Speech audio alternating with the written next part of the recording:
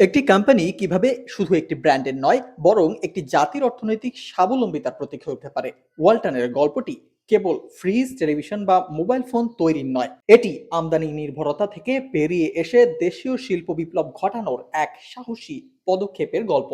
১৯৭৭ সালে ওয়ালটনের পথ চলা শুরু হয়েছিল একটি সাধারণ ট্রেডিং কোম্পানি হিসেবে।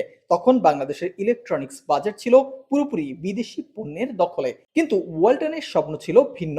২০০৮ সালে তারা একটি দুঃসাহসী সিদ্ধান্ত নেয়। আমদানি নয়, নিজেরাই বিশ্বমানের ইলেকট্রনিক্স পণ্য উৎপাদন করবে তারা। গাজীপুরের চন্দ্রায় স্থাপিত হয় তাদের সুবিশাল ম্যানুফ্যাকচারিং প্ল্যান্ট। এটি ছিল কেবল একটি কারখানা নয়, বরং মেড ইন বাংলাদেশের স্বপ্ন পূরণের প্রথম ধাপ।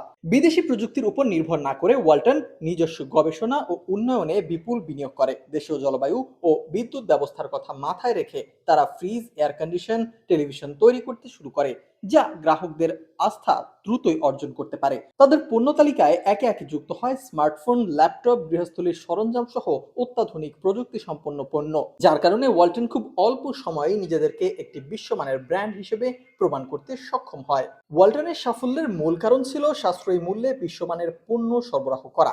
এর সাথে যোগ হয়েছে তাদের বিস্তৃত ডিস্ট্রিবিউশন নেটওয়ার্ক এবং শক্তিশালী আফটার সেল সার্ভিস। দেশের আনাচে কানাচে ছড়িয়ে থাকা ওয়ালটন প্লাজাগুলো এবং হাজার হাজার সার্ভিস সেন্টার গ্রাহকের হাতে পণ্য পৌঁছে দিয়েছে এবং সেবা নিশ্চিত করেছে। এর মধ্য দিয়ে ওয়ালটন দেশের মানুষের হৃদয়ে একটি নির্ভরযোগ্য ব্র্যান্ড হিসেবে জায়গা করে নিয়েছে।